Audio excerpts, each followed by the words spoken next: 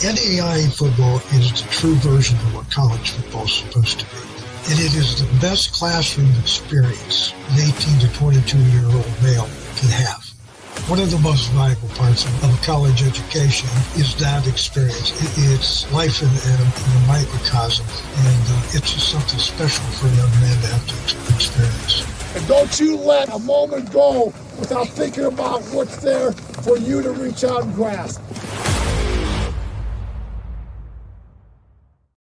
This is NAIA Football with Dannelly and Donley. I'm your host, Jason Dannelly, and live from the Victory Sports Network, we bring you the NAIA Football National Championship Preview Show. That's right, we talked about this game a lot on Sunday night, but we want to focus in and hone in a little bit on this matchup between Keiser and Grandview University. It's going to be a dandy number 1 versus number 2 to the only remaining undefeateds, of course, in NAIA football, and two teams that, when you look back on it, they've kind of been on a wrecking course for one another since about week 1 of the season. Let's bring in the co-host of the program. His name is Pat Donley. Pat, thanks for joining. Nice to have you on. Hey, solely focused on championship football right now. We had a lot going Sunday night with the two great matchups, the details of the one crazy game with Benedictine and Keiser, and then kind of the standard Grandview victory over Morningside that we're accustomed to. But a game of this magnitude, obviously the national championship, and having these two teams who, like you said, had been on a collision course all year for one another at some point, and here we are in the national championship. I think the playoff system has worked out beautifully, where I think these are the two best teams, Jason. I going through the entire year, you just watched it over and over again. These two teams are incredibly deserving. They've got the job done going undefeated and meeting in the national championship. Yeah, and I think the other thing that happens too is, you and I have kind of texted and talked a little bit throughout this week. We talk on Sunday night and it's like, we didn't mention, hey, I didn't look into this. Well, I did a little more look at this. We're like, let's do another show. Let's talk only about the championship teams and get through it. So this is actually great for us, because it gives us a chance to really focus in on what Keiser University has done this year, what Grandview has done this year, how these two teams are going to match up with one another on Saturday, and just basically how the whole thing is going to shake out. So with that said, Saturday, noon, kickoff, Eastern, 11 o'clock Central. We'll get into all the ways that you can watch this game. If you go to the victorysportsnetwork.com, I've got links up as to where you can go to be able to make sure that you can watch this game. It's going to be on the Urban Edge Network and the NAI Network. You can download the app for your TV. You can just stream it live on your computer or on your phone. There's a lot of ways. We'll get more into that later. But, Pat, let's talk about the matchup. We've got the defending national champion in Keiser University, who's had a very impressive run this season. When we look back to how this thing started, they were playing 2 Division IIs to start the season. And as good as Keiser has been, they had not beaten a Division II team yet in the history of their program. They beat 2 of them this year, and it got them rolling this season, got them going to have that 12-0 record. And when you look at kind of how some of those points that were given up defensively, really before the playoffs, the most points that they gave up were in those Division II matchups. They gave up 20-plus points in those games. When they got into their conference, they got things a little bit more controlled. But, this Keiser team really has clicked through the NAIA competition up until Benedictine, and then they were able to squeak by the Ravens last weekend. Yeah, you look at the national championship team from last year. Obviously, Coach Socia was the man in charge. Some other, coaching changes have taken place with Coach Russ now taking over in this first season. And you'll see some schematic changes, Jason, going back through it and really evaluating last year's team. It was a lot of personnel groupings offensively, meaning that they had multiple tight end sets. They even used a fullback to some level and ran behind Meisinger a whole heck of a lot, or gave the football to him. He's had some injury issues. Burnett, who was a part of that two-headed monster last year, is really now the main guy carrying the football for the Seahawks. With that being said, also now here comes Shea Spencer back in the fold after being out last year. I believe it was an ACL injury, Jason, from 2022, if I'm not mistaken. Yep. Late in the year, which kept him out all last season. This guy, to me, Jason, is, if you could just give a prime example of a winning quarterback, the guy that does the intangible things from an execution standpoint, understands the system, understands the run game, gets the Seahawks in good plays time and time again. And then he's mobile enough to make plays with his feet to extend drives. He makes the throws when needed. Prime example of the 2-minute drive to win the game against Benedictine. I don't think you can find one done better anywhere, any level of football than what Shea Spencer and that Seahawk offense orchestrated late in that game on Saturday. Just tremendous. And I think you can look at all the different things with the national championship team last year and the team this season in the national championship coming in with an undefeated record. Shea Spencer is the biggest difference, in my opinion. Just a fantastic player. It's so fun to watch. Yeah, and I really feel the same thing. I echo those sentiments about Shea Spencer. As you look at the difference from last year's team to this year's team, Bryce Beasley was a fantastic quarterback last year and did a lot of things well, but you can just see that Spencer has had maybe a little more seasoning in some of these games, especially, he missed a year, but you go back to the year before that, he played in a lot of big games. He won at Grandview in the semifinals in 20. So this is a guy that's been through the big games. He got the 2 big wins to start the season, kept them undefeated throughout the year, held off a charging St. Thomas team, was able to keep a Southeastern defense at bay that gave Keiser some issues. So I feel like what he brings on the X's and O's factor of the football game is fantastic. But I'm a bit of a fan. I'm a bit of a dork. So I watch other things when I watch film. And I watch the way he celebrates with his teammates, after a big throw, after a big run that he just handed the ball off and Burnett just burst it down the sideline and he scores. Watching how he interacts with the team, you just go, yeah, that's a leader. That's a guy with a lot of respect. And then the other thing behind the scenes on the old Twitter device here, the X device, I posted some things last weekend and just said, let's talk about Shea Spencer's performance. He gets hurt. He comes back. He does this. I posted that on Twitter. And I received no less than 10 DMs from Keiser players saying, Spence is the man. Shea's the man. If 1-6 is out there playing, we got a chance. Like, the respect that he's got from his team, it's there. And you can't say enough about that. And you think about winning championship quarterbacks through the years. They've all got that intangible. The quarterback that wins the national championship in the NAIA, I'll go to Jalen Gramston. He's a fantastic football player, but you look at how the team rallies around him and respects him. Spencer's got that. Gramsted's got that. There's a ton of them from the past that we can go back and talk about. They all kind of have that X factor where at times the championship winning quarterback might not be the number one quarterback in the NAIA in terms of a physical attribute personification. But what he can do for his team is what leads them there. And Spencer's really, I think, the guy that makes it go. And then you talk about that offense and what Andrew Burnett has done as the lead tailback, since the injury to Jaden Meisinger, and then having Miller behind him. I mean, it's a very tough running back room that they've got there. But Burnett's just been one of those guys that has been able to shoulder the load. And I think the confidence in the team to be able to just give him the ball and let him do his thing, he's been one of the best ones in the NAIA as well. That offensive line, they've been fantastic for Keiser this year. They've got a lot of all-conference players, some potential All-Americans on it. And then the wide receiver core, Pat, you start breaking down what each one of those guys can do, and you start looking at them on film, and they've got everything you want, I think, as a wide receiver core. And I'll let you talk about this a little bit, but you've got the big physical target in DeAndre Golden. You got a couple wide receivers that are big, also physical presences out there. And then you've got you've got some speed working out there as well. I mean, as a wide receiver room and what you're putting on the field, they really have a fantastic mix at the outer positions there at the wide receiver spots. I love all your points. I just go back to one thing, and I'll get into this receiving core and these weapons for the Seahawks. I absolutely love what you talked about Spencer kind of being one of the guys.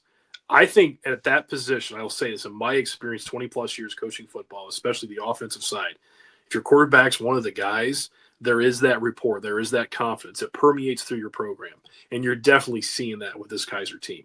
That Spencer has that. Not to take anything away from the guys that played last year. We talked about it last week, I think, Jason. We were worried about Spencer being possibly banged up, and this being the third straight year a backup quarterback is had to play quarterback for Keiser Seahawks. But we're hearing good things at Spencer as well. But last season, Jason, I mean, it is run game centric. Now Yes. you're seeing great balance with this offense and getting into the run game, the offensive line. There's no question. They're fantastic, but the balance is there. Where last year it was so heavily skewed to the run game. And again, they won the national championship. There's a lot of different ways to win football games, and they were run-centric, playing behind a great defense and run game and those great running backs. They still have Burnett, wonderful player. They still have Miller, an emerging star as a young player. Don't know what Meisinger's what his availability is going to be like on Saturday, but he's there. And, he's a leader of that football team. But Spencer is asked to do quite a bit, Jason, where you saw last year those guys were kind of like game managers to some level. I think even Coach Russ this summer in our interview with him, kind of talked about that. Like, they're not really game managers, but, yeah, they kind of are. Very little. Now, Jason, Chase Spencer's asked to do a heck of a lot. And talk about these weapons. Yes, I love the type of players that they have. And they have some different type players where Golden is that big target, kind of that unicorn guy that can line up a lot of different places, where he can be the end man of the line of scrimmage, is great in the run game, great, obviously, taking the ball down the field. He can line up in a lot of spots, like in the H position, tight end, even the slot outside. He can do a lot of things. He's what everybody wants, an offensive player for the tight end position, a guy with versatility. He certainly has that. And then you look at, the balance with Van Gates and Porsche. I mean, those guys, they're getting a lot of production, but there's not that one guy that's got 1,200 yards receiving. It is balanced throughout those guys. And you can see that Spencer is executing their system, delivering the ball to the proper guy based upon what's being dictated. He's not forcing things. And he's thrown 5 interceptions all season. I mean, it's incredible. With 29 touchdowns. So you can see the efficiency there. And you see those weapons, and you never know who's going to have that big game. Where I thought, last week there was balance, but when it got right down to it, Golden was that guy. And I think because the type of coverage that the Ravens were running in those scenarios when they had the lead, more of the passive cover 2 type looks, where now the vulnerability is the hash mark areas around linebackers for that tight end, and they took advantage of it. So I think when you get into this matchup, we'll talk about this great defense, maybe the best defense in NAIA history, at least in recent history. They're going to take what's available, and they're going to find matchups, I think, for these skilled players. And I believe Spencer is the type of player and understands the system so well. He's going to deliver the ball to the right guy. And I think this is the great matchup to me. And again, we're kind of getting ahead of myself a little bit. This Keiser offense with a great balance and great quarterback playing weapons versus this unbelievable Viking defense. Yeah, and we haven't even talked about the Keiser defense yet, as we kind of go through things here. We talked a lot about the offense, Keiser's defense, and for anybody that's joining the show, we're going to get to Grandview. Don't worry, Absolutely. This is the Keiser show. We're just number 1 first, followed by number 2. Keiser's defense, I had an opportunity to talk with Coach Osborne from Benedictine earlier this week. And anybody that wants to check out that interview, it's up on the victorysportsnetwork.com, probably right near where you have found this on victorysportsnetwork.com. And he said some very interesting things about Keiser's secondary and their defense. And he said, their coverage guys, number 1 and number 26, I think is who he was pointing out. Their coverage guys that they've got out there are some of the best that they've seen. And Evan Jackson is one of the ones that he was referring to, is just one of those ball players that's a ball hawk, and he's all over the field. And he's a freshman this year. He's an incoming freshman. And then you pair that up with a very tough defensive line and guys like, you've got Brema up there, you've got Lalogo up there, and then a linebacker core that's led by a guy like Hunter Hargraves. That's just a very tough defense. Now, and I've said this a lot, and it still rings to be true. Keiser is not the lockdown defense that Grandview is with their defense. They're a bend, don't break. They give up yards between the 20s, between the 30s, but when it comes time to put a stop to people, they find a way to do it. And, when you think the NFL, well, gosh, you're letting people get down to the 20, down to the 15. Well, at the NAIA level, a lot of times you can do that because a 35-yard field goal to 45-yard field goal in the NAIA, that's not easy at this level. There are kickers that can do it and do it with ease, but not every program out there has got that guy. And so when you start looking at what this Keiser defense does, yeah, sure, they let teams get across midfield, maybe get down to the 40, 45, but they find a way to stop them, either force a punt or they get that short field then for their offense to work with. And that's something that this Keiser defense has just done all year long. They've got some fantastic ball players in that secondary and up front. I mean, there's guys there that make plays, and they've got a lot of speed on that defense. I love your point, Jason. Talk about the bend, don't break, kind of not an approach, but kind of what it is when you're talking about the Keiser defense. Jason, they've given up 15 red zone touchdowns all year. This game 13 coming up, correct, for them? Yeah. Yeah. That's it. I mean, that's incredible when you think about, okay, you kind of look at some of the scores. Now, they may give us a couple big plays and things of that nature outside the red zone. But like you said, once a team gets down there, they're giving up some yards. They put the clamps down, and there's not a whole lot there. And you're right, the collective team speed. Do they have that guy that you watch on film? You can see a lot of them are great football players. Do they have that one guy that's like, man, this guy's first team All-American. This guy just is the best player on the field? Not necessarily, but collectively, I think they're exceptional. They run very well collectively.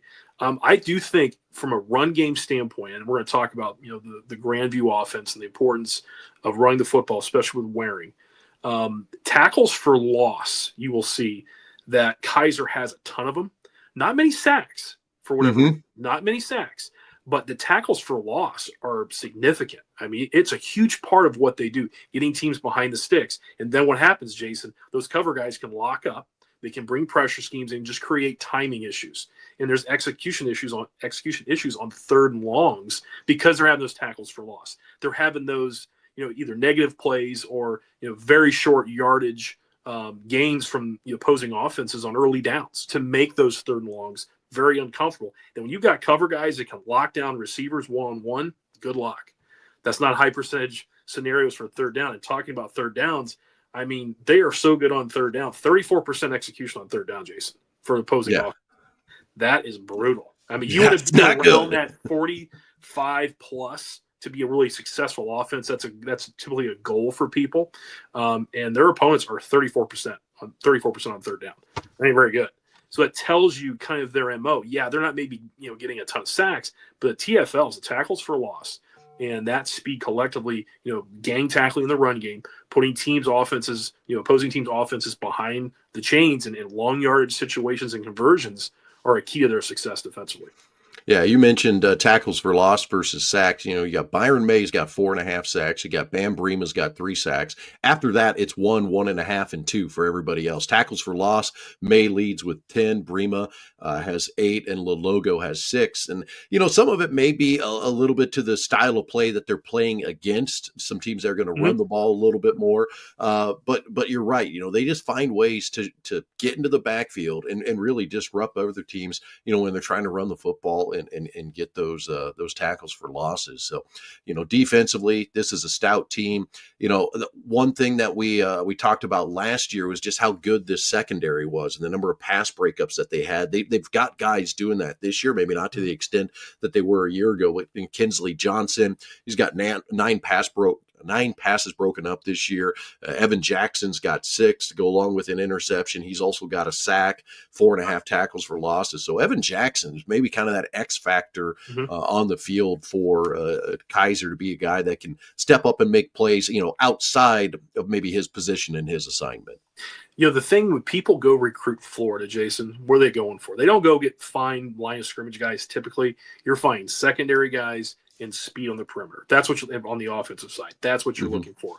And it's so incredible to me. If I'm not mistaken, going back and looking at the participation chart last year, talking to Coach Russ this summer, did 3 defensive backs leave for the portal for the national team? I believe it was 3. It was minimum 2, I believe. And I think all 3 are in at least they're in the FBS level. And I think one even got NIL money. Like that's what we're dealing with here. That's the type of talent the Seahawks had a year ago. And they replace it with young players, from the area, from South Florida that are coming in. And again, it's like it's part of the culture in South Florida to have great cover people and speed. And they're finding it. And having young players do what they're doing with a new defensive coordinator, some new schemes, and having that success really is a tremendous thing for them to talk about. And when you have that type of youth replacing impact players that leave your program and bring in new guys and still have similar results, I mean, that's remarkable.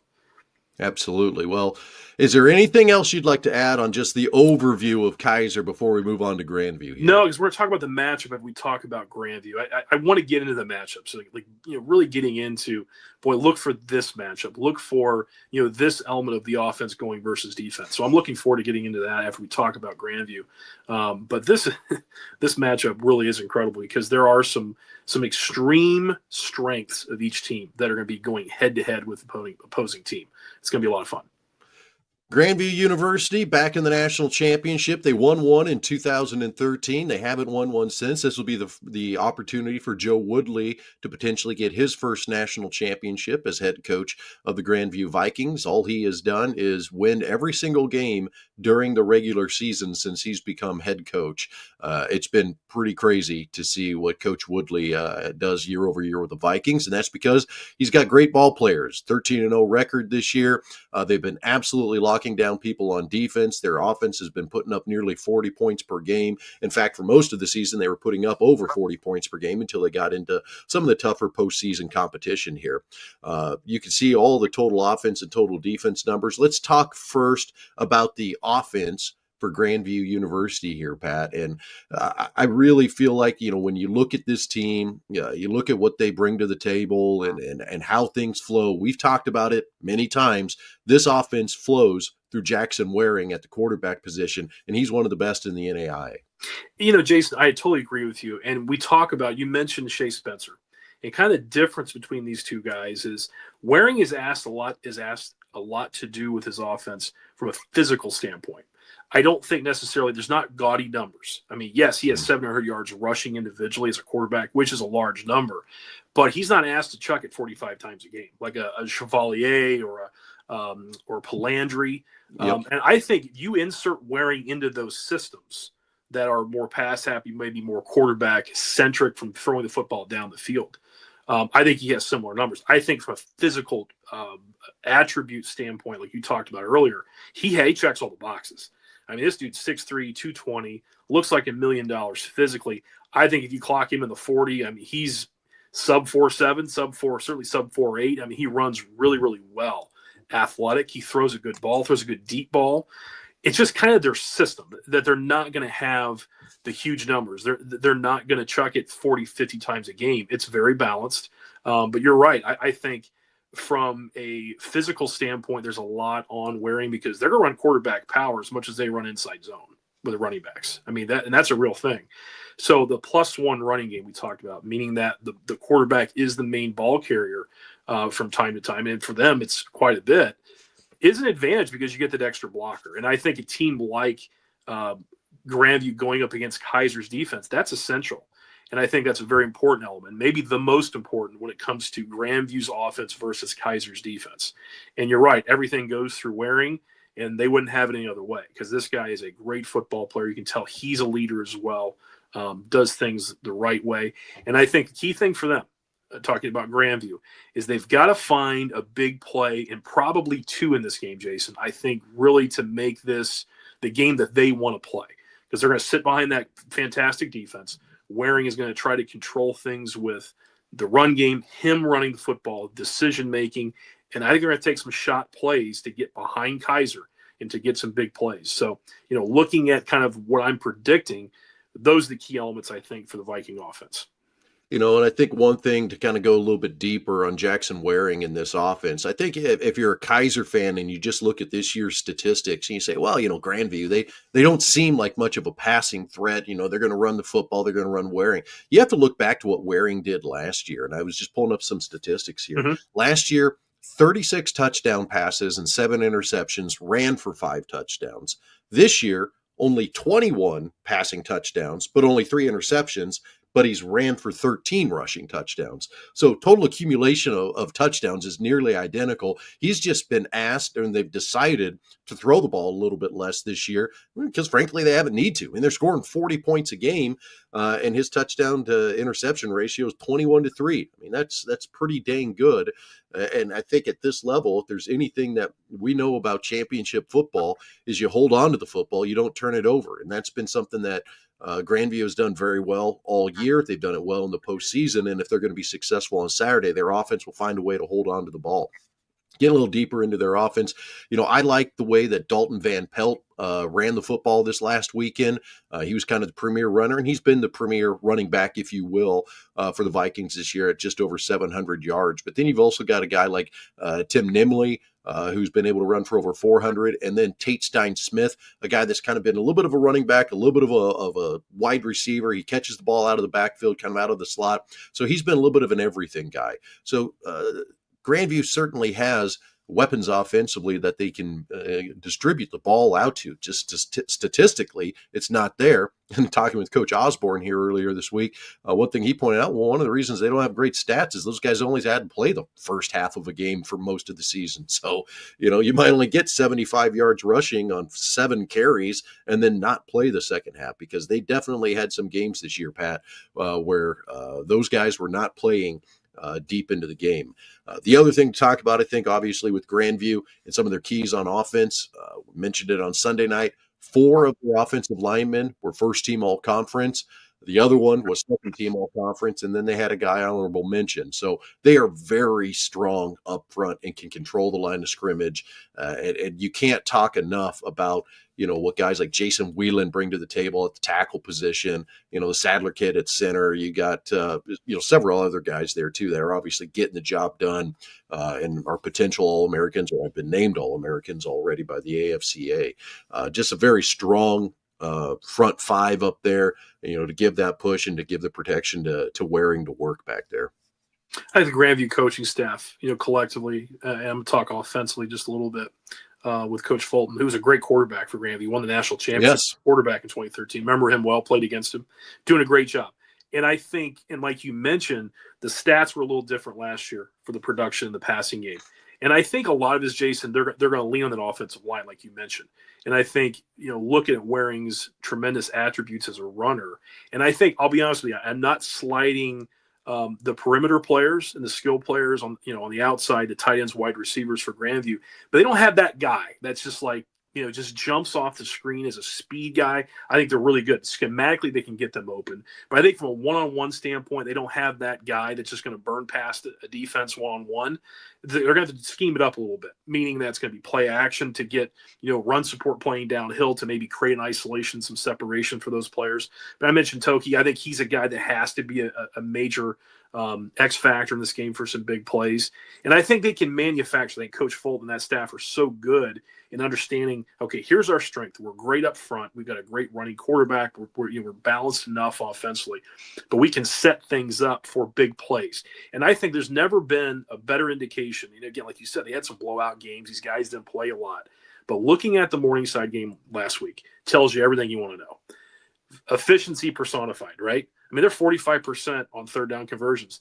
They are, incredibly efficient. I think it's 70% in the red zone in scoring touchdowns. I mean, they're pretty darn good at scoring points inside. It's like 89% or something like that with field goals. I mean, they're going to get points when they get down there. They're very, very efficient. And you can see that against it is the best team that they've played all season and handled Morningside, fairly easily, to be honest with you. That was not a close game, Jason.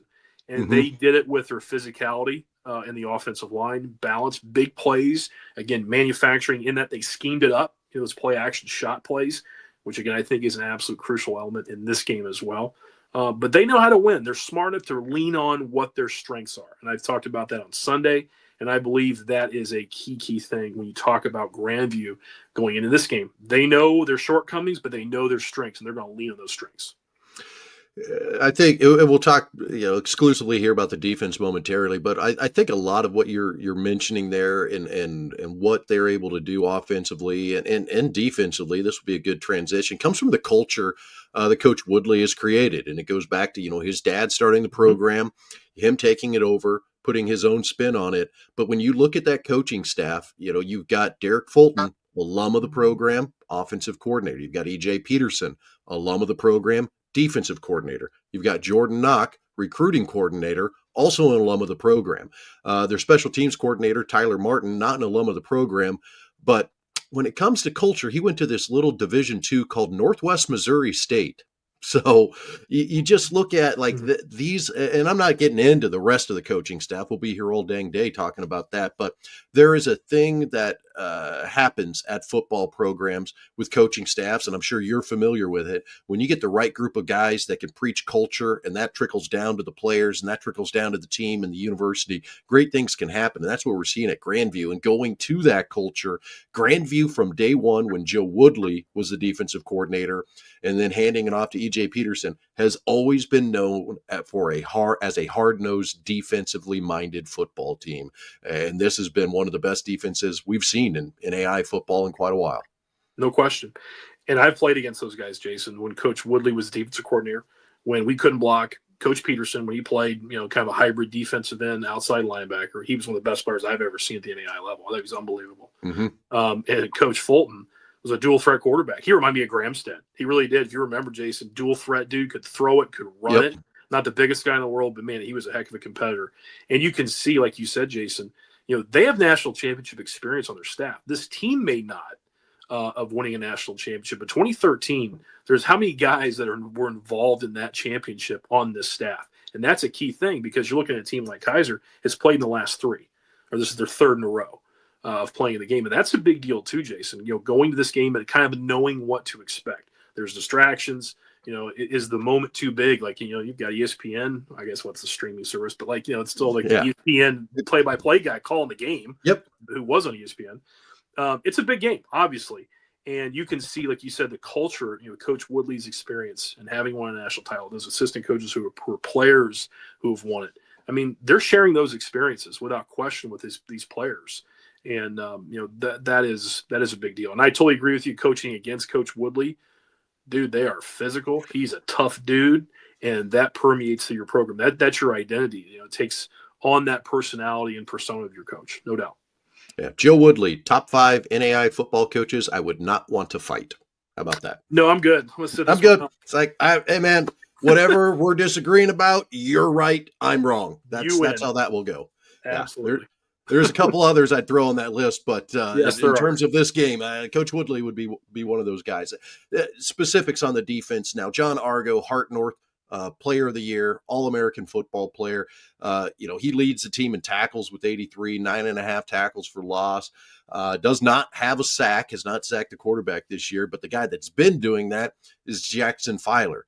Filer's got 11 sacks this year, 23 tackles for loss. He's coming off that kind of rush-in position for the defense. I mean, he has been a monster for him and has been, one heck of a ball player.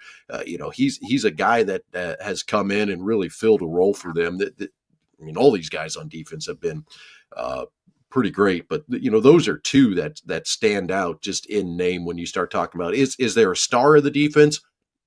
Maybe those two to start with, but there's Davier Jones comes after that. Cade Sheehy comes after. There's a lot of guys that can get it done for this Grandview defense. No question. When you start looking at kind of the advanced stats, I'm a dork, obviously, and I'm looking at this stuff.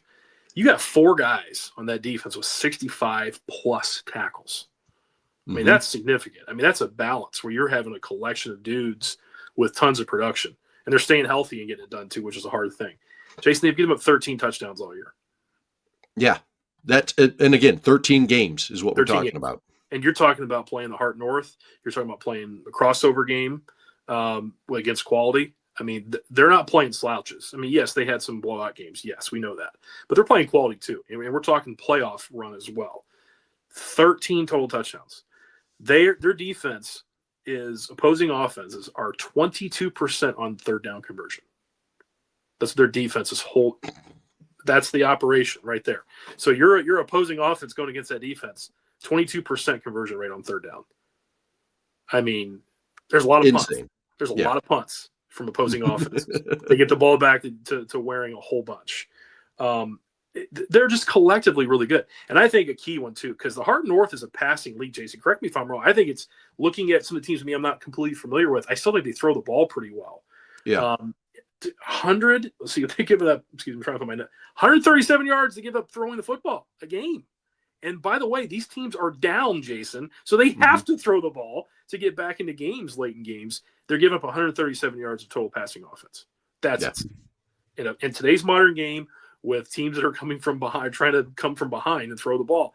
That's incredible. So it tells you there's no weaknesses on this defense. Like you said, is there a guy that's a star? Yeah, there's a couple guys there that have great accolades and are great players. They're all really, really good players and collectively play well. They all run well.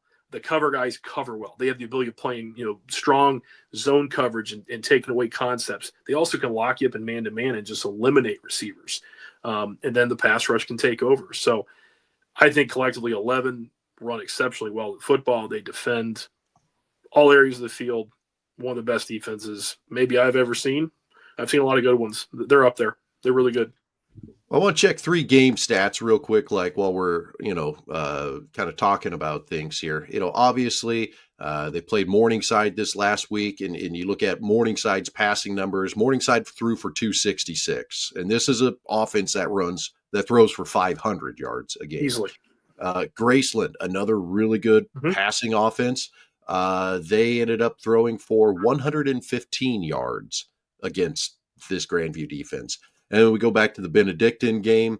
Benedictine threw for 186 against this Grandview defense. I mean, just to kind of give people an idea of how stout this defense has been all season long and what they've been able to do to shut teams down with what they do good. And I think the telling, and granted, there was some weather involved, freezing rain, all that sort of stuff last weekend against Morningside. But Morningside 266 passing yards against with that offense and those wide receivers. That is a tremendous performance by this defense. And I really feel like, and again, we'll get into matchups here, but the Grandview defense and how they're going to match up with that Keiser offense, I think is going to be a very interesting storyline for this game coming up on Saturday. There's no question. But look at the quarterbacks, Jason. Chevalier, leading pass from the NAIA. Limited to half his normal production. Roughly. Correct. Yep. Dooley's pretty good too. Yeah. Early in the season, it was a long time ago, but pretty darn good. In contention for All-American quarterback, discussion. Top 5, top 6 quarterback in the NAIA, no question. Certainly Chevalier from a passing production standpoint is number 1. They make good quarterbacks look pretty average. And I'm with you. And I think I'm just, saying our prayers, Chase Spencer's 100% because I want to see them at full capacity against this great defense. That's why I'm looking forward to the most, as I'm sure we get into the matchups.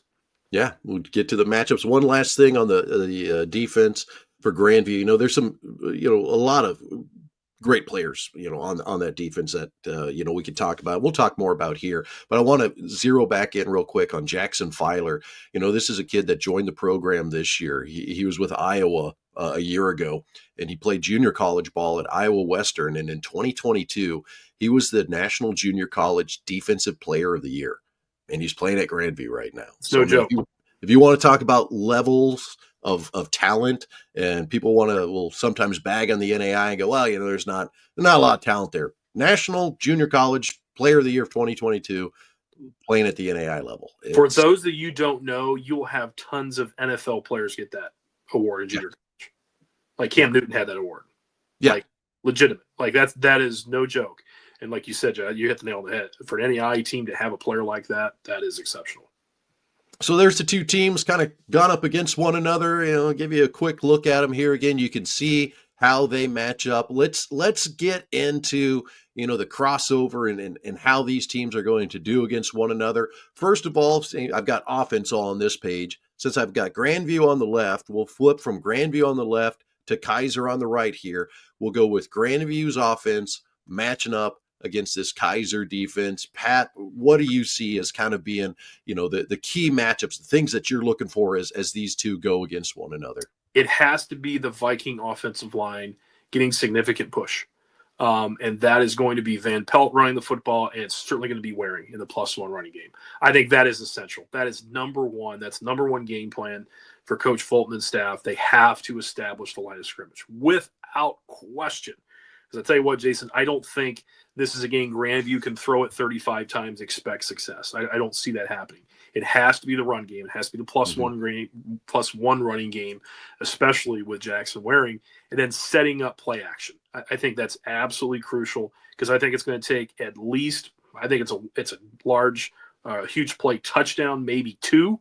I think, for the Vikings to win this football game, because I just don't see Grandview, as good as Waring is, and I think the world of him, is just dropping back and throwing concepts all day into the Keiser defense. I don't see it happening because no one else has done it very well. And that's not their strength. That's not the Vikings' strength. The strength is the balance and certainly the physicality in the run game up front, first and foremost. And I look at the same things as you. I mean, I think it's really going to be what Waring can do, getting some running game out of Van Pelt. That's not to say that Toki and Johnson and Cum and Tate Stein Smith aren't going to be parts of this offense. They are. They're going to get 7 yards here, 6 yards here, 4 yards here. They're going to have some key possessions, but ultimately, what Waring is able to do running the football, his efficiency in the passing game, and that offensive line giving him protection is what they have to do to be successful. Now, that Keiser defense, that lineup over there, if they're going to get to Waring and the Vikings and disrupt them, that front seven has got to get in the backfield. And granted, we've already talked about they don't have a lot of sacks, but they have a lot of tackles for losses. And a guy like Bam Brema is going to get a push. He's going to get a push off that edge out there and disrupt things. And a lot of what Waring does is on that, kind of quarterback lead, quarterback power, getting to the outside. And you've got to get around the edge. You've got to get a block on the edge on that. And when you've got a guy like Bam Brema sitting out there, and then you got Lologo kind of sitting in the middle, messing everything up. And then if you try to go off the weak side to, the Giselle kid and Hargrave kid, you've got some really good athletes up front that if you don't get a good block on them, if you don't get a good push against those guys, Waring's going to get shut down in the backfield. And those quarterback leads and quarterback powers that he's been going with that, go for 6, 7 yards, 4, 5 yards. We kind of go back to, some of the other games we've talked about this year. Well, now all of a sudden that becomes 2 to 3 yards or 1 to 2 yards, and you're sitting at 2nd and 8. You're sitting at 3rd and 5, which is a lot more uncomfortable for that Grandview offense. So that front seven has got to get it done. I think if you look at if there's a mismatch, if you will, in this game, I think the secondary of Keiser versus the wide receiver core of Grandview is a mismatch. I don't think Grandview has got the wide receiver athleticism, studs, schemes, concept, whatever you want to say. I don't think they match up well. Now they're going to get yards. They're smart. They're a smart bunch of wide receivers that are able to get open, and they'll find a way to get open. But this is not like Benedictine last week where you've got Gathright and Jashawn Todd that you can go over the top, loosen things up a little bit, and then maybe get some stuff underneath. It's going to be hard fought in the passing game, and that's where Grandview really has to establish the run, and that's where if Keiser can shut down the run, where we'll see this game swing. I feel like when we're looking at Grandview's offense versus Keiser's defense. I have two guys in particular, Jason, on Keiser's defense I think have a huge challenge. And I think that is the key for their success. It's Lalago in the middle with Hargrave behind him. I think the center of that defense is absolutely critical of disrupting the run game inside the B gaps. Outside, you got the A gap inside the guard in the center, and the B gap is the guard and the tackle. And that B gap to A gap area, I think those guys have to dominate the middle portion of the line of scrimmage in the middle portion of that field. I think they have to do very, very well. Those two guys in particular, I think they've got to control things. And if they do, like you said, Jason, I don't believe Grandview has the guys that want to match up on 3rd and 8, 3rd and 7, 3rd and 9 all day and win. I just don't see it happening. So you're right. But the challenge is for those guys in the middle to shut down that run game on those early downs, +1 running game, and Van Pelt and Nimley run the football. I think if that happens, that is a huge, huge advantage for Keiser. Because you're right, I think the biggest mismatch in this game, maybe top to bottom, is the Keiser secondary versus the perimeter of Grandview, no question. I don't think Grandview's got a guy that can run a 40 anywhere near anybody they have in the secondary. That's just my opinion. Nothing like what they saw last week with Benedictine's speed. Yeah, and I feel like Toki is probably their biggest weapon they've got out there, and he's got some skill, and he might be able to do it for a play or two. But it's different when there's one guy able to do it on that perimeter versus two guys last week that gave Keiser some fits. All right, so let's go the other matchup.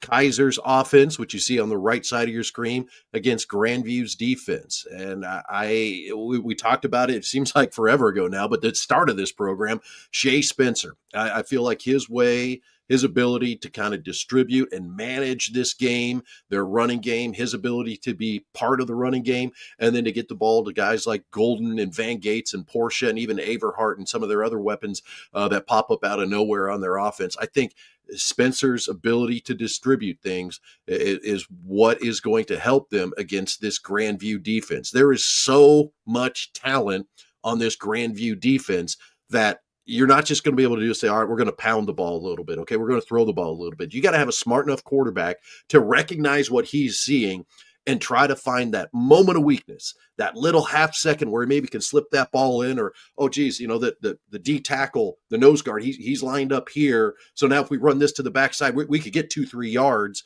and that's going to make it 3rd down and 2. And I think that's what Shea Spencer brings to the game, his decision-making, his ability to recognize those things, and what's out there defensively to be able to make things work for Keiser's offense. I think that's probably the biggest matchup I see, is Spencer recognizing what this tough group of ball players from Grandview is putting up there on the defensive front for him.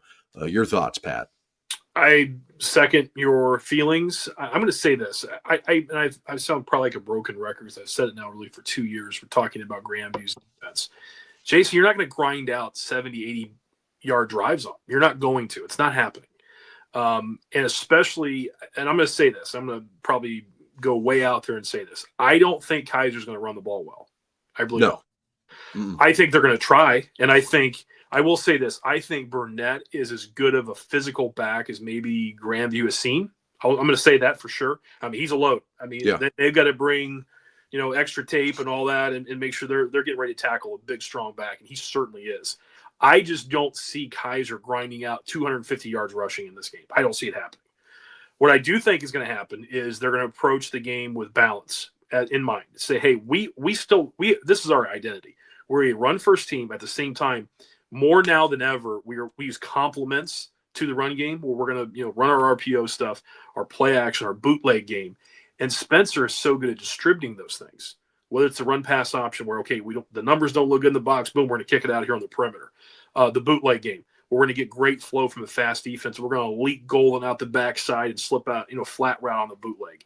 I think stuff like that is they have to be very, I'm going to call it clever. They've got to be really smart how they approach and maybe utilize the speed of Grandview against them. Okay, they're going to flow quickly to certain things, bootlegs, counters, things of that nature they have to do to keep them honest. And the crazy thing about Grandview, Jason, this is why I think this matchup is challenging for Keiser.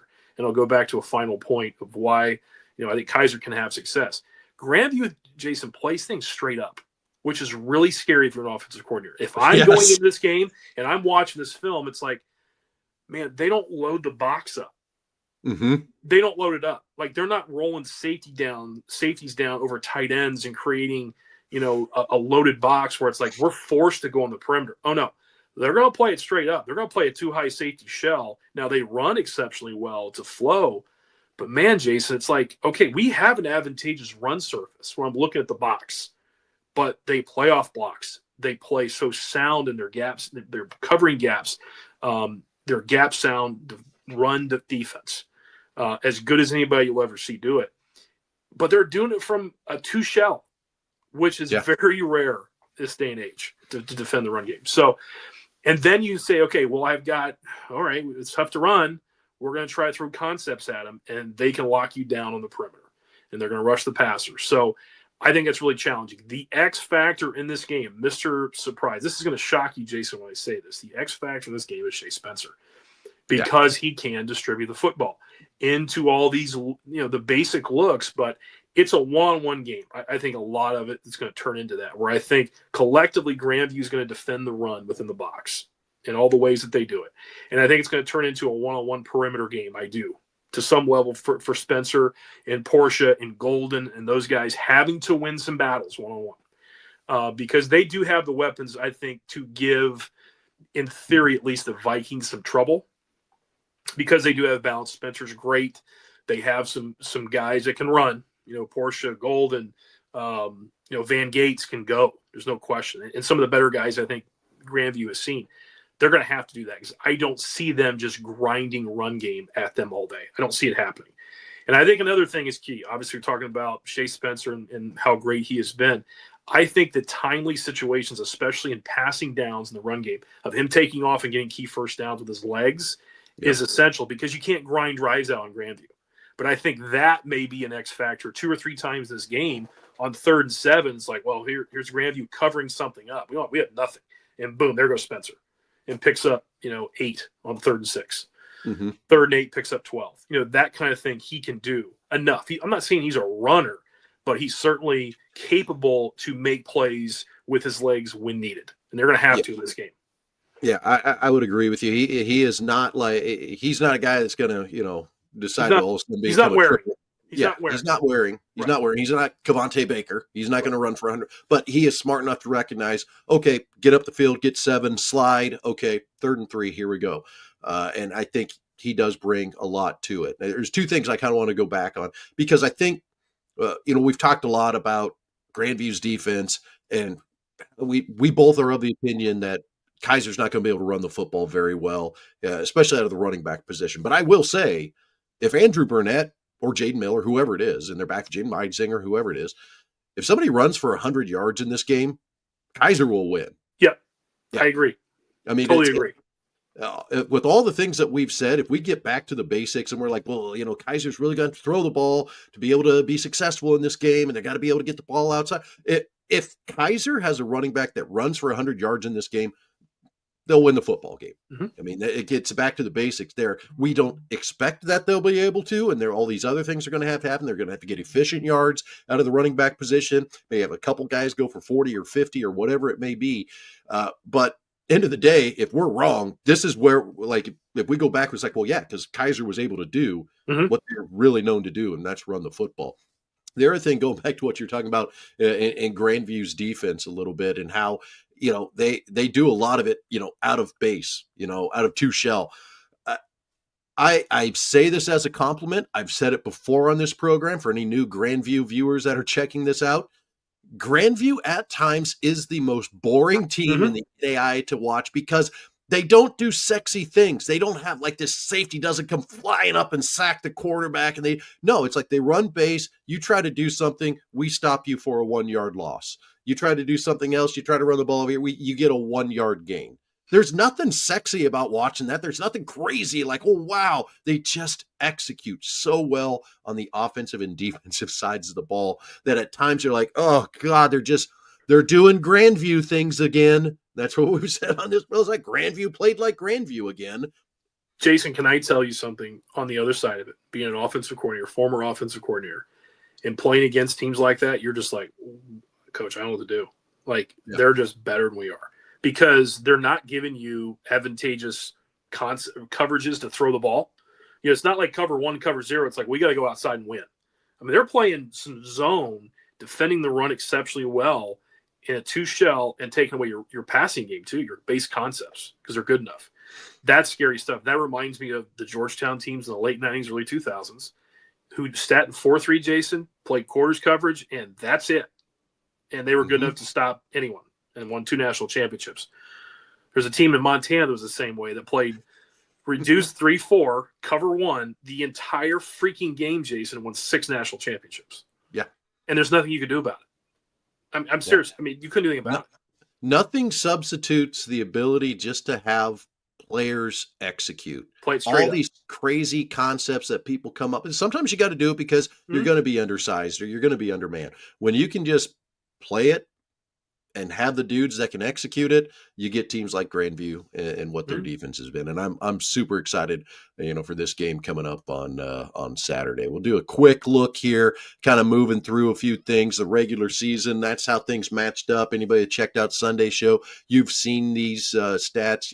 We both teams have got, Keiser's only got 1 shutout on the season. Grandview's got several more.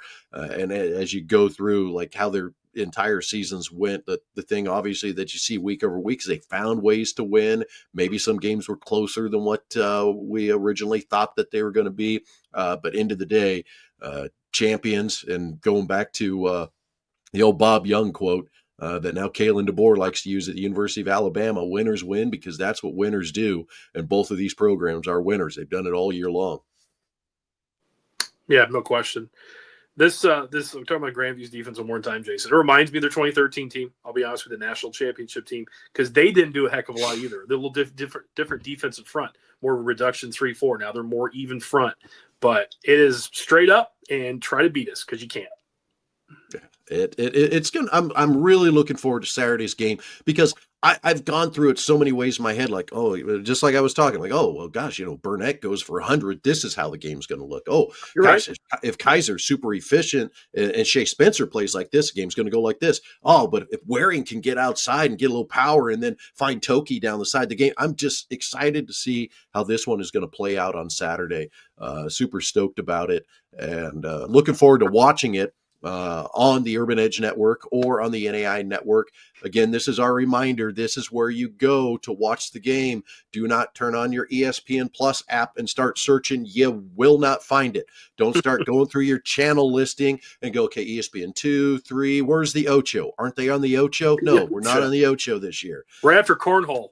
Yeah, exactly. We're going to be 2 a.m. is when we're going to be playing. No, Urban Edge Network. You can Google it. You can go into your Apple Store. You can go into Google Play and download the Urban Edge app or download the NAIA Network app.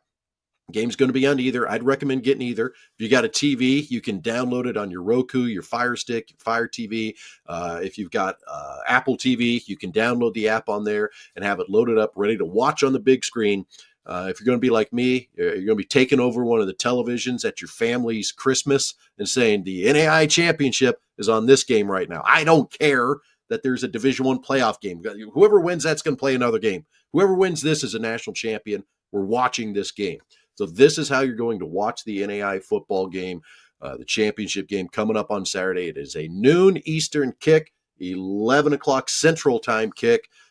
Get it downloaded, get it ready. I'm looking forward to it. I actually have been messaging back and forth a little bit this week with Drew Felios. He's going to be the play-by-play guy for Saturday. I know he's excited. He does a really good job calling the games. I've known Drew for many years and happy to see a guy like him being the play-by-play guy of the game. Yeah, I've known Drew. I don't know him well, obviously, like you do, but I've met him. We probably know him about the same. We've probably met him about the same number of times that he's called your championship games, and then I've just messaged with him. This has got to be a good year 10 for him, probably doing it in a row. It's been a while. I think he's been doing it ever since Raleigh, and I think even in Florida, too. So he's been doing it for a while. He did our games in Florida. I think he did the year before us, so 2015, 2016, 2017. I know he did for sure. And I believe he did the Morningside runs as well. After we won ours. So yeah, he's great. He's a true professional, really good guy, and knows the NAIA, has obviously familiarity with it, the national championship. So he'll do a great job. I don't know if there's any other questions, Jason. I've got a couple for you just before our last couple of minutes here. One more thing before we get through it. The color commentator with Drew Felios will be Forrest Conley again. Oh, he's good. Forrest has done a bunch of the games as well. So this is looking forward to. Now, there's probably one choice that could be better to be the play-by-play and color guy for the game. They're sitting here on this show, but if it's got to be somebody else, I'm happy for Drew Felios and Forrest Conley. Forrest Conley's awesome. Yeah, they're both great. And those guys have done it a long time. They have, again, a lot of knowledge and comfort working, that game, the national championship game for the NAIA. They're familiar with it, and they're really good. They both are really good. Yeah, but yes, absolutely. We probably work cheaper, Jason. I will say that. We would work cheaper. We just come down for a flight. I was going to say, you get me flown there and get me a hotel room and feed me. We're in, baby. Oh, buddy, yeah. I'm gonna be honest. I don't think those guys are making much more than that either. Probably not, unfortunately. I know you had cheap. Yeah, you had some questions. You're getting into. No, I loved your point, and it's the last couple of minutes. I know we've got other things to do. We have jobs, Jason.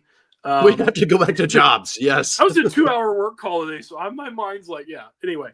I keep checking my phone to make sure I don't have any major fires here, but I'm still sitting okay. Likewise. I got to put them out here after we're done.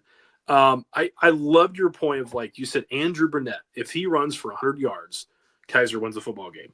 Can you think of other people or other scenarios similar to that for both sides to happen for a victory for either? Yeah, I think. I think if Waring gets over 100 yards rushing, I think Grandview's that way, and I think the other factor is the passing for Grandview as well. If Grandview is able to throw the ball and Waring throws for 300 yards, they'll probably win this game as well. Offensively, on the Keiser side, this is a little different look.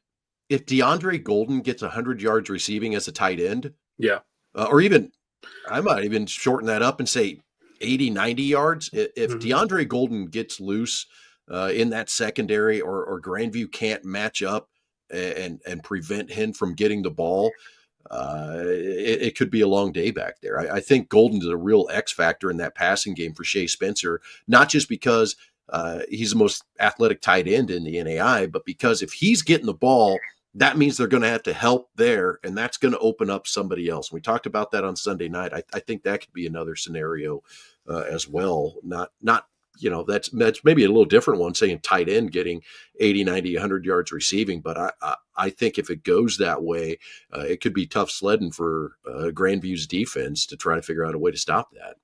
Yeah, I may see that schematic possible adjustment. And I don't think Coach Woodley's having to reinvent and Coach Peters have to reinvent the wheel of what they've done. Obviously, they've had great success. But I wonder if Golden maybe stresses them a little bit. Like, do they maybe have a safety matchup with him? Because I think they have the guys to do it in the third level. But playing it from a zone standpoint and having linebackers handle them, I'm not sure they like that matchup. I wonder if they're going to roll a safety down maybe and play, maybe a little more cover one. So a free safety on top playing man under.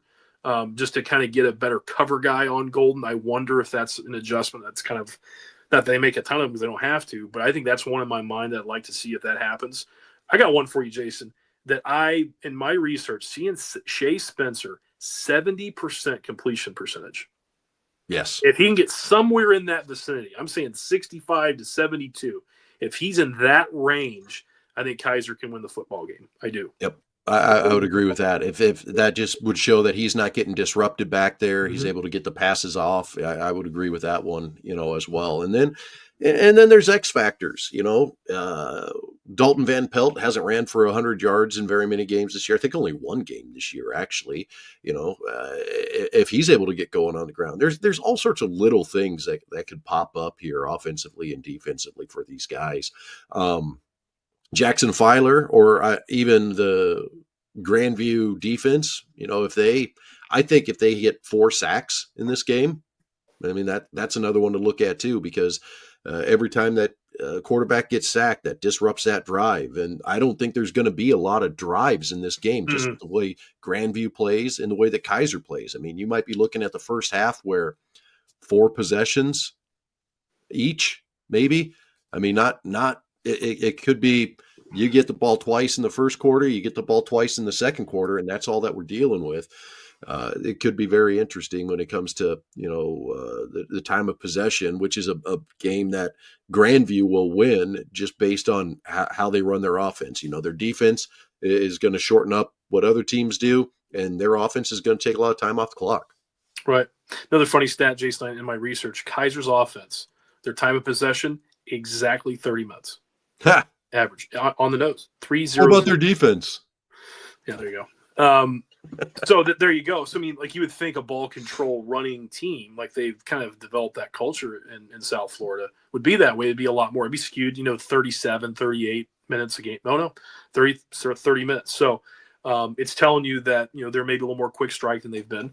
They're not holding on to the football as long. So that's an interesting one as well. I got another one for you, just real quick. I think if Grandview can get 2 big touchdown plays in the passing game, I don't care how they do it. Whether it's a bootleg that somebody turned loose completely and it's a 4-yard catch and run for 45-yard touchdown, 50-yard touchdown, a play action shot play like they scored against Morningside. If they can design those type of plays to take advantage of something they're seeing in Keiser's defense, I think that's key. I think they might need 2 of them, Jason. That's kind of my feeling, because I'm not so sure. Like I feel like I don't think Keiser can grind long drives against Grandview. I don't think Grandview can do it against Keiser necessarily either. I think they have to have some big plays and find a way to manufacture that. So that's just another thing I was kind of thinking about. If Grandview's going to win this football game, I think that's essential. One thing that we've talked about quite a bit in the postseason has been special teams, and I think special teams is going to be a key factor, not just in the return game, but in the guys doing the kicking and the punting. And the one thing that I look at with both of these teams, Grandview probably has the edge at the punter position. Cody Crushwitz, 43 yards per punt is what he's averaging. Ben Derby for Keiser is averaging about 35 yards per punt. But the field goal kicking game, neither team has really had the need to kick a lot of field goals. And Justin Ham has been the guy kicking in the postseason for Grandview. He's 4 for 5. He's got a long of 40 this year. On the other side, it is Nico Cavanitas. Mm-hmm. He's 11 of 13 on the season. His long this year, I'm trying to see what his long was. His long, I think, is 39 yards is what it is. So not a lot of distance. Nobody hitting 50-yarders like we've seen from some NAIA teams, but also because they haven't been in a position to where, hey, we got the ball at the 35-yard line and we really need to get 3 here. So neither of these guys have really had those opportunities. In fact, Cavanitas has only attempted 1 field goal over 40 yards, and Ham has only attempted the 1 field goal for over 40 yards for a long of 40. So neither of these guys have kicked the ball from a real long distance, really comes down to it. So ultimately, it kind of, you look at that area of the special teams, and maybe Grandview has a slight edge on the punting, but then Keiser's probably got a slight edge on the kicking. Mm-hmm. In the return game, Van Gates has got 1 kickoff return for a touchdown this year. He's averaged about 28 yards. Elijah Edwards has been one of the main kick return men for Keiser this year. He's got 95 yards on the year, averaging about 8 yards per return. Kinsley Johnson averaging about 13 yards per return. So both those guys have been back there for Keiser, getting over to the return side for Grandview. Zane Johnson averaging about 16 yards on his punt returns. Toki has also been back there. They do have 1 punt return for a touchdown this year, no kick returns for a touchdown. And Zane Johnson has been the main one back there on kickoff returns, but they haven't had a lot of opportunities to do kick returns because they don't give up. Like, all of these are coming at the half. Zane Johnson has 6 kick returns this year. It's unbelievable. 21 yards, long of 46. So we don't know a lot about the special teams because they haven't had to be used. They could get used a little bit more in this game because of the weight and how big it's going to be. I think the place kicking is huge, Jason. I really do. I mean, if you're handicapped in this game, being the gambling guy you are, I'm going to ask you both questions. Give me point spread and give me over-under, because I think it's a low-scoring affair. I really do. I would say I'd put the spread at, well, let me say this first. I'll put the over-under, we'll put it at 45. I was thinking exact same number. 45, because I see 24-21 Yep. in my brain. I see 24-17. I see 21-17. I maybe see a 28-24, maybe, but I'm going to put it at 45 because I'm a gambler, man. I want to get some money on the under. I want to get some money on the over. That's what we do here in Vegas, baby. Yeah. Point spread. This is tough. Really tough. It's really tough. I mean, I almost feel like it's even. I feel like Keiser being so the gambler in me, in thinking of how Vegas would put it, I think they would give a little bit of an edge because Keiser has played 2 Division IIs and 1 this year, and they're the undefeated defending national champion. They've been to this site before, so that's probably worth 2.5, 3 points. So I would say maybe Keiser's a favorite by 2.5, 3 points. Exactly what I was thinking. I was thinking a point to 2.5. Yeah. A point to 2.5 is where I'm sitting. And here's the other thing that I'm going to come over to the gambling side, Pat. No, you're going to love it with me. Deep down, I'm a degen. But yeah, I also hate losing more than I like winning. So here's the other thing I was going to think about, or I thought about. I was going to bring it up in the show. It's like 46 degrees, the coldest game Keiser's played this year. Really? I don't know if that's a factor or not. I mean, I think it was the same deal last year too, though. I've coached South Florida guys. I've coached against them. They don't like cold. There's no doubt. And not that that's cold, certainly not to us. But, is that a factor? I don't know. I think the wind's not bad. I don't think there's any precipitation in the forecast. but it's a little chilly. So, I don't know if that's a point. I don't know. Probably not. Yeah. Probably splitting hairs there, but I'm with you. I think the over, I was kind of thinking 45 to 49 in that range was what I'm thinking. Because I agree with you. I think it's a 24-21 type game. And I think the spread, like I said, about a point to 2.5. That's how close I think it is. And I do think the field goal kickers have a huge, huge role in this game. I think field goals are going to be attempted, and I think a few of them will be because these defenses are too darn good in the red zone. 100%. If they get down there, that's going to be tough too. Prediction. Anybody that has read my article online has already seen my prediction. For those of you that don't like to read, let's be honest, most of us, I'm a guy that doesn't like to read, but then I write articles for people to read. Does that make any sense? No, it doesn't. Nope. Here's my prediction. I am going with Grandview to win this one 27-24. That's my pick. Grandview over Keiser 27-24. What are your thoughts, Pat? Grandview? You're laughing. You're smiling. Grandview 21. Keiser 17. I can't argue with that. Maybe even Keiser 20, an extra field goal. I could totally see that scenario going, and I can also see if somebody came to me and said, no, Keiser 21-17, I'd say, yep, I respect that. I think the only time I would go, what are you talking about? If somebody says either team 42-21, like I don't see that happening. I don't see that happening. Unless something horribly unforeseen happens, a major injury or something like that just totally, flips the game on its head. But I think it's a low-scoring game. I think field goal kicking matters. I think obviously cliche stuff, turnovers, red zone efficiency, you got to score. I said before, I think Grandview has to get big plays, find some way somehow. I think Keiser has to throw the ball efficiently because they're not going to grind out the long, sustained, 10-play, 12-play, balanced drives. I don't see it happening. Can't do it against Grandview. That's going to be interesting. And I think it's going to be a low-scoring game. I think it's going to be a classic. On the other side of that, I'm predicting Grandview. But if you tell me Shea Spencer orchestrates another 2-minute drive and, last-second field goal to win the game or even a touchdown like last week, wouldn't shock me at all because I think they're that quality. He's that quality of a player, and he's that big of a winner, Jason. 100%. I agree with you. We've talked about a lot of players, a lot of things we can say can be taken one way for the context or the other way for the context. I feel like we've been pretty fair and balanced in our analysis of this. End of the day, I'm looking forward to Saturday's game. We should probably wrap things up. Pat, I'll give you a second to give your final thoughts, then I'll give mine. No, can't wait. This is going to be a great game. I'm looking forward to watching the iPad. I may have Penn State SMU in the background, but my focus is going to be on the NAIA National Championship. I think it's a great game. I hope folks can log in and watch this game because it's a classic potentially because of the matchup. Two great programs, two great, talented football teams. It's going to be a great football game on Saturday. Yeah, I can echo a lot of what Pat has said. This is a game that's a brand game for the NAIA. It doesn't get any better than having two undefeated teams that are number 1 versus number 2 playing in the national championship game in Durham, North Carolina.